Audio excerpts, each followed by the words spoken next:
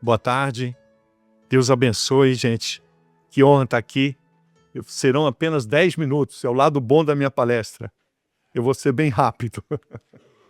O coronéis esperando eu dar palestra, você acha que eu vou demorar? Nunca. Não, ainda não. Deixa eu me apresentar a vocês. Meu nome é Guilherme Shelby. Eu atuo em defesa da criança. O meu negócio é proteger a criança do abuso. E isso eu faço há 35 anos.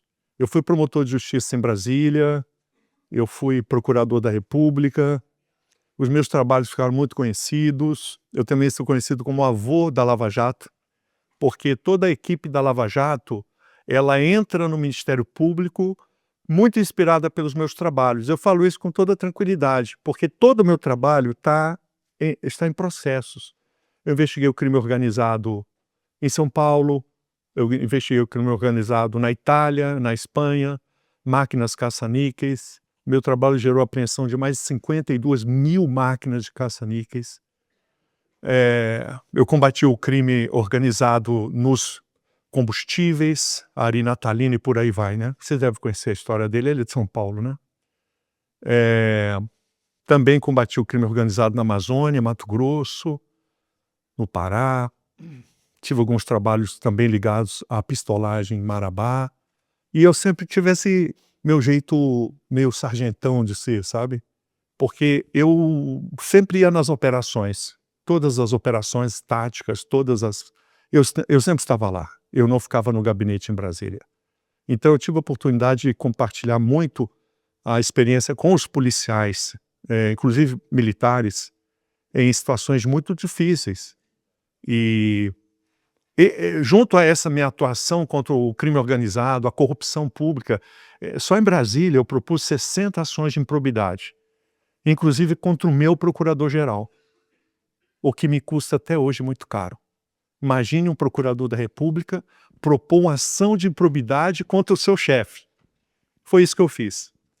E fiz isso porque era lei. E também porque eu sou autista. Diagnosticado agora. Mas na época eu não sabia. E eu não estou nem aí.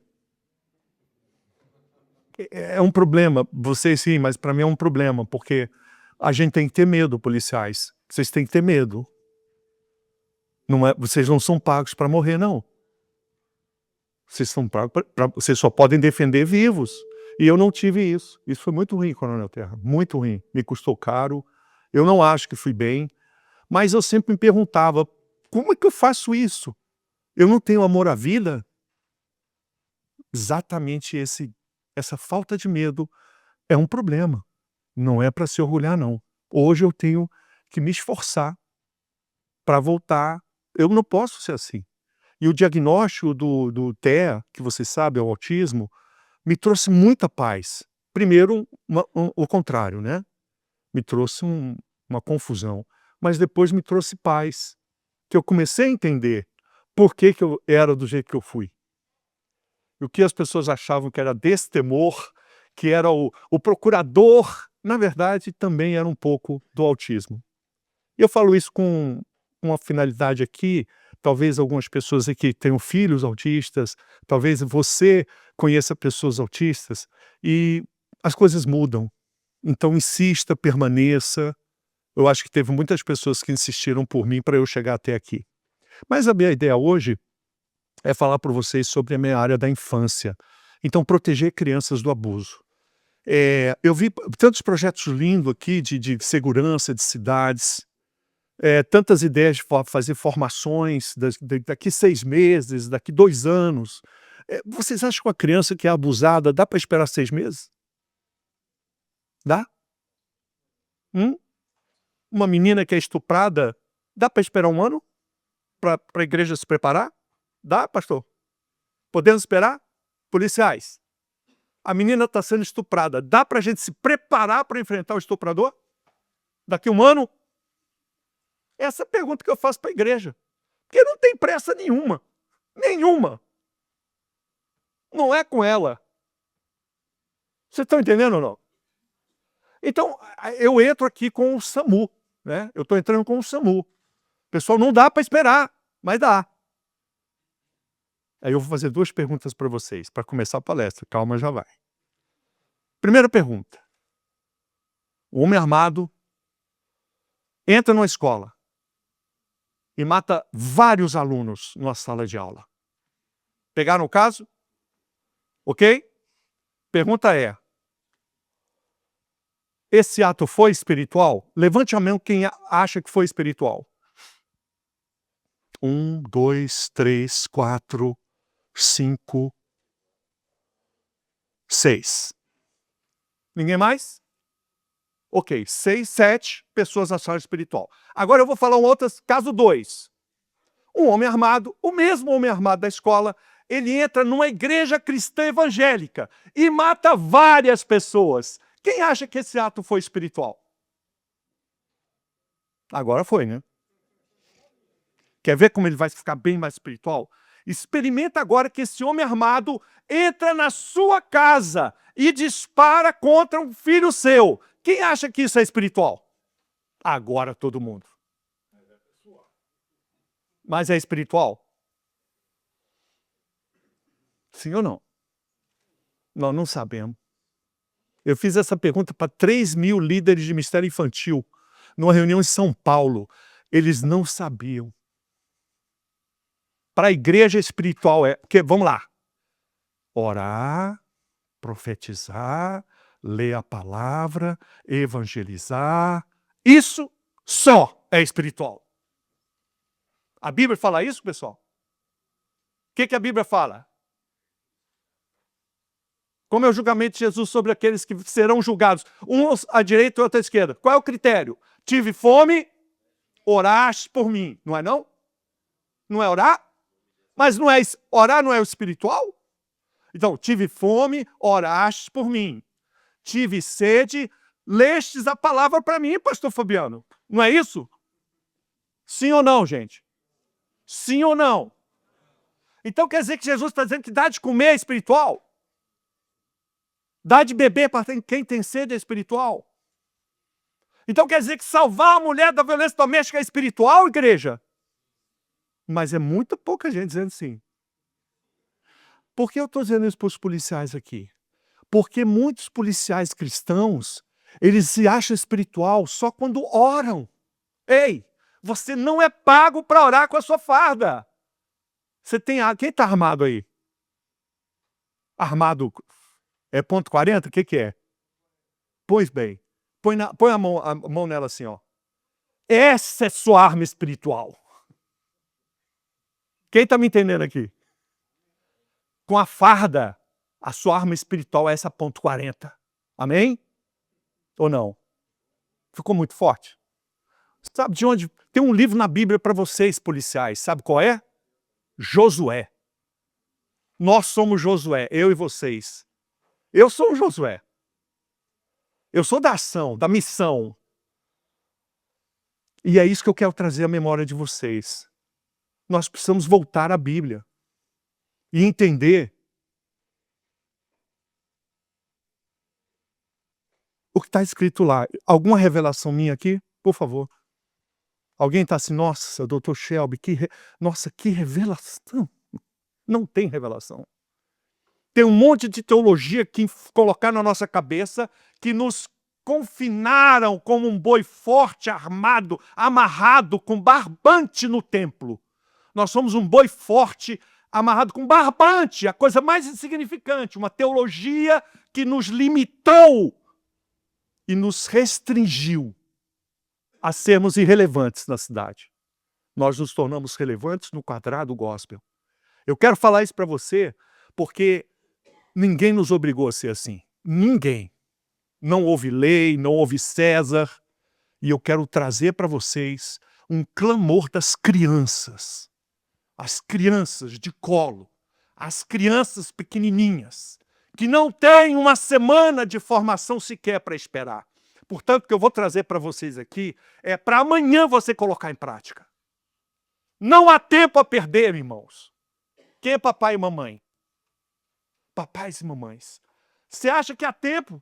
Você espera 1 a 2 semanas, o menino foi doutrinado, foi erotizado, foi levado, primeira imagem, foi levado a pensar como uma menina. Porque nós vivemos agora uma invasão dupla. Se antes havia o abuso sexual, que continua existindo dentro das igrejas, fora das igrejas, nas vizinhanças, nos shoppings, nas escolas. As crianças são alvos de abuso, mas além do abuso físico sexual, surge agora um plano organizado, político, ideológico, um plano para erotizar as crianças, transformar meninos em meninas, e meninas em meninos. É uma morte, pessoal. E a igreja assiste a isso. E a igreja não se posicionou. Sabe há quanto tempo eu grito isso no Brasil? Quase 20 anos. E eu não acho que os pastores são maus. Eu não acho que os pastores... É que para eles não é relevante espiritualmente transformar menino em menina, a menos que seja o seu filho. Ah, quando mexe no filho do pastor, aí a coisa vira espiritual. Ah, quando mexe no nosso filho. Eu quero que a gente saia desse lugar. Não é só seu filho ou meu filho que é espiritual. Todas as crianças são espirituais. E quando esses malditos pervertem ilegalmente, fala comigo, ilegalmente. Tudo é ilegal, pastor. O que eles fazem é ilegal, mas estão fazendo. Por quê? Não encontram Josué e Déboras. Não tem Josué e Débora no nosso campo. E eu fico assim, quase que indignado, quando alguém diz assim, doutor Shelby, que bom que o senhor... Que bom uma ova! Que bom, é vocês que tinham que estar fazendo isso. Eu venho treinar Josué e Déboras. Mas essa minha fala fica assim, quase que... Ai, tem um doutor Shelby lá. Quem doutor Shelby? Coronel Terra. Tem que ser na sua igreja. Está nas escolas dos seus filhos. Esses perversos estão a todo vapor com o nosso dinheiro dos impostos, aplicando o que há de pior, induzindo crianças no ensino infantil. Olha aqui, Guilherme, de 5 anos, Guilherme. Olha aqui, tem um bissexual que se relaciona com homens e mulheres, tem um transexual, tem aqui o que fez a transição, tirou o pipiu. As crianças estão sendo manipuladas. Mas não tem Josué e Débora. Alto lá, artigo 3º do Código Civil. Crianças e adolescentes menores de 16 anos são absolutamente incapazes. Elas não têm capacidade de decidir. Não encontra nenhum. Uma lei, o artigo 3º do Código Civil, irmãos. Que tristeza. Ah, vamos ler a Bíblia. Tá, que ótimo. A criança é estuprada, é doutrinada, e nós vamos ler versículos da Bíblia com ela, igreja. É isso. Então, próximo slide. Nós abraçamos os políticos de esquerda. Quantos de nós aqui falaram de Barack Obama, Fernando Henrique Cardoso? Tudo esquerda. Esquerda profundamente manipuladora, identitária. Esse cara, leia esse livro, Saul Alinsky, mentor do Barack Obama, um marxista. É esse cara que criou a ideia das ONGs. Aparelhar as ONGs. Para que elas ocupem o espaço do Estado, recebam o dinheiro do Estado, mas façam uma política socialista. Isso nos anos 60, 70 anos. Então, o que a igreja faz? A igreja vai nas escolas. Olha, nós temos um trabalho de comida para os alunos, nós temos aqui um trabalho de contraturno para os alunos, nós temos também aqui aula de violão para os alunos, nós temos também uma aula de arte para os alunos. Amém, amém e amém. Mas na sala de aula, quem é que vai doutrinar os meninos? Eles. Então a gente engorda os meninos para serem doutrinados em sala de aula. Porque para nós, líderes cristãos, isso aí não tem nenhuma relevância. Sim ou não, gente? É por isso que eu vou sair daqui, sabe qual a minha expectativa? De que alguma coisa vai acontecer com uma pessoa aqui, mínima. Mas eu venho aqui clamar. Porque eu não estou aqui por vocês. Eu estou pelo Senhor. E eu venho trazer conhecimento de lei. Eles não me prendem por quê? Por que vocês acham que eles não me prendem eu gritando isso? Porque eu falo das leis. Eu falo da jurisprudência. eu falo das decisões dos tribunais. Então nós temos que ter conhecimento para combatê-los. Aqui está o desafio. Eu proponho a vocês que estão indignados com isso e que não querem ficar apenas reclamando do inimigo, mas querem combatê-los. Eu não vou pedir para levantar a mão. Eu só quero propor isso. Se existe alguém aqui que deseja combater isso aí e não apenas falar mal, que é o que temos feito, eu proponho que vocês se reúnam. Próximo slide. Ele que está passando, né? É preciso formar vocês. Vocês precisam ter um conhecimento básico, mas não é curso. É preciso que vocês peguem os jovens e comecem a orientar os jovens. Especialmente aqui, gente. Leiam o que está aqui, leiam. Leiam. Enviar.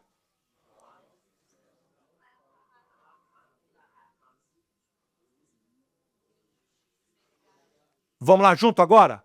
Enviar os jovens cristãos para ocupar o governo vitalício. O que é o governo vitalício, gente? Juízes, promotores de justiça e delegados de polícia. Tem pastor aqui? Pastores? Pastores, vocês perderam muito tempo. Além do governo eletivo, que é vereador, presidente da República, deputados e governadores, nós temos um governo vitalício. De um lado, presidente, governador, prefeito, deputado e senador. Como é que eles se constituem governantes? Mais alto. Mais alto. Isso. Do outro lado, nós temos um governo, fala comigo, vitalício. Eles não são eleitos. Eu estou há 40 anos no Ministério Público Federal. 40 anos. Juízes ficam 35, 40 anos numa cidade. Governam igual prefeito. Quem governa o Brasil hoje mais? O presidente ou o Supremo? Voilá. Que a igreja tenha esse conhecimento mínimo de chamar os seus jovens que fizeram direito, que estão estudando direito, que querem estudar direito, ou que já estão formados, e enviá-los para ocupar o governo vitalício. Em 20 anos a gente pode equilibrar o jogo. Hoje, no Ministério Público, mais da metade dos cargos é ocupado por ativistas ideológicos.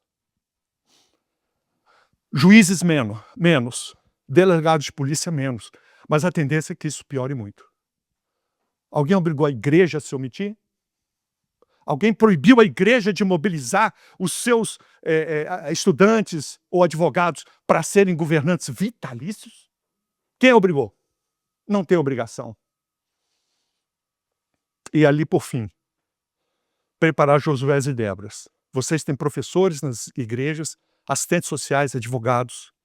São Josués. Policiais são Josués e Déboras. Você tem que exercer o seu ofício com conhecimento da lei. Vocês vão enfrentar todos aqueles ativistas com a arma apropriada.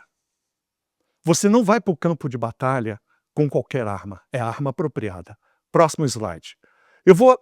Passa esse. Aqui está. A Rede Cristãos pela Infância. É uma rede de líderes profissionais que desejam ter uma formação por 1 ano. E eu não vou dar curso. Eu vou dar o material que você está precisando porque você precisa. Eu tenho de tudo. Fica tranquilo. É um Walmart. São mais de 1000 pareceres meus. O que você imaginar eu já tenho para te dizer. E aí eu vou te passar para a sua necessidade. Agora, para que é isso aqui? Não é para te engrandecer. Eu nem quero dar certificado. Eu estou quase dizendo assim, não vai ter certificado. Porque é tipo assim, um demônio no nosso meio. A pessoa quer o certificado, mas não coloca em prática o conhecimento. Isso é um demônio, gente. Tranquilo ou não? Estou sendo rigoroso? Porque aqui não é para ter certificado. Eu dou o certificado. Mas o alvo aqui é colocar em prática. Então eu vou te dar projetos. Para a sua igreja. Como treinar as famílias da sua igreja. Mas é um só por igreja. Eu acho que isso aqui vale para uma cidade. Uma pessoa muito interessada cuida de uma cidade com isso aqui. Mas também não vamos pegar pesado. O cara para cuidar de uma cidade é uma coisa que ele às vezes fica assim. Então, aqui é uma rede para capitães. Tudo bem, pessoal? Aqui é para capitães, ok? Não é para soldado, não é para sargento, é para pessoas que vão pensar, talvez na cidade, amplamente. Aqui é uma mentoria, mas eu venho com a segunda opção agora. Quem aqui é soldado? Soldado e sargento, levante a mão. Espiritualmente, Josué e Débora, por favor, Josué e Déboras. O que é Josué e Débora? É a pessoa da ação, não é pregação. Josué e Débora é da definição. O Josué e Débora chega, está tendo um grito de uma mulher no lado, o que o Josué e Débora faz? Ele vai dar uma olhada. Está vendo que a mulher está apanhando, o Josué faz o quê? Oh Deus, intervém, é isso? Josué começa a orar. Ó Senhor, não. Pé na porta. Ele é do SAMU. Ele é o cara que ninguém aparece, mas ele entra. Quem aqui é Josué e Débora? É o coração. Quem é Josué? Levanta, levanta. Josué e Débora, vocês viram que eu sou, né? Eu oro para Deus me livrar, porque, assim, eu já tive situações assim que eram 15, eu era sozinho contra 15. E eu não ia parar. Eu ia morrer. Josué é meio assim, ferido, vocês devem estar vendo. Josué é meio ferido, porque é tanta coisa que ele fica meio desequilibrado. Por isso tem que voltar para o templo, para os pastores cuidarem. Agora vem o próximo. Agora é para Josué e Débora. Help Infância. Rapidamente, finalizando. Aqui o Help Infância, pode botar a telona, telona. Aqui, ó, gente. O que é o Help Infância? O Help Infância é um sistema automático de consulta. É imediato. Infelizmente está em manutenção. O meu consultor não me avisou. Está em manutenção agora. O que é isso aqui? Você tem uma suspeita de abuso infantil? Você tem uma situação que você constatou que houve abuso? Entra no sistema, coloca as características do caso e você vai receber um parecer meu para aquela situação real. Cada situação real vai ter um parecer específico. Situação de suspeita de abuso, policiais. Você está com um menino. Tem uma aula aqui sobre os sinais das crianças vítimas de abuso.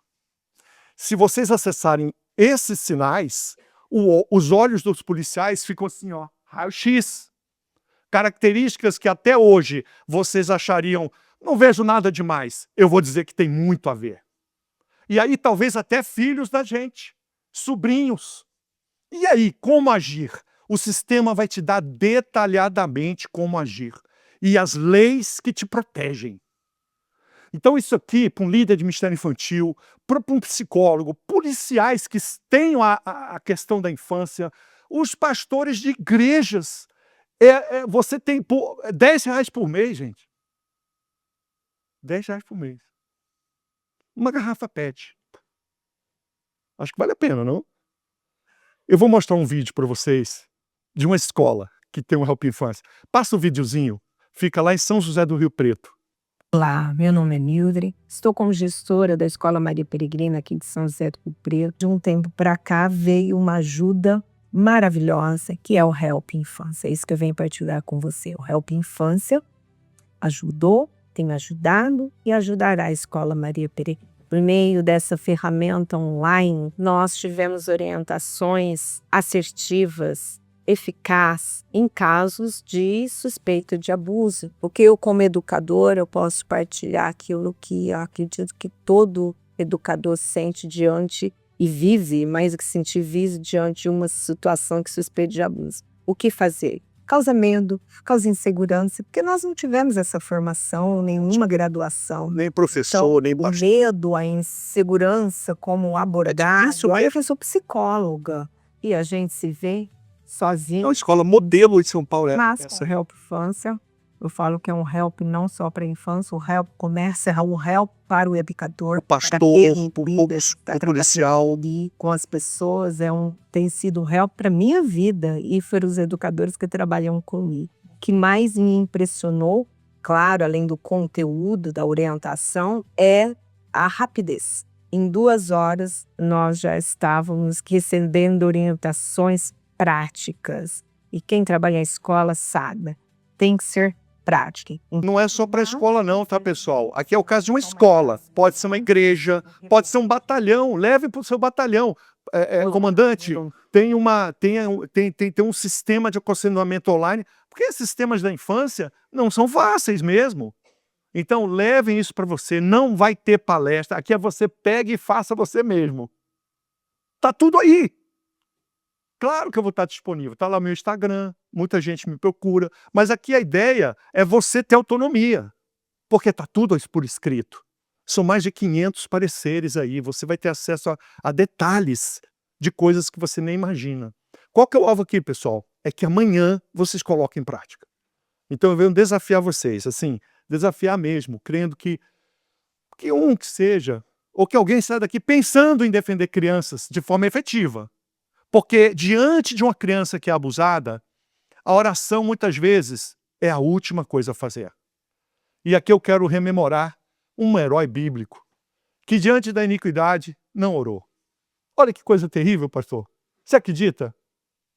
Um herói bíblico que não orou. E está escrito na Bíblia que diante dos iníquos, que faziam muita coisa errada, ele confeccionou um azorrague. Olha que coisa, uma arma. Corto contundente. Um machado em pequenas doses. É o azorrague. E aí ele vai para o lugar da iniquidade. Não orou! E expulsou os iníquos de lá. Vocês sabem quem é, né? Pois é. Olha que constrangimento, né? João 2 não mostra Jesus orando. Claro que é homem de oração. O problema aqui é que a ênfase não é a oração, mas é a atitude que segue a oração.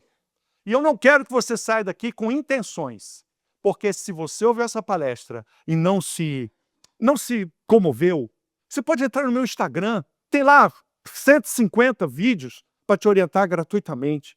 Eu não estou querendo aqui que você nem adquira, eu estou querendo que você tenha consciência de que as crianças não podem esperar. Que Deus abençoe a cada um de vocês. Me perdoem pela minha forma assim de falar, mas eu prefiro que vocês fiquem chateados com a forma que eu falo do que não entendam a mensagem. Ezequiel fala disso. Que o sangue inocente não caia na cabeça de vocês. Deus abençoe.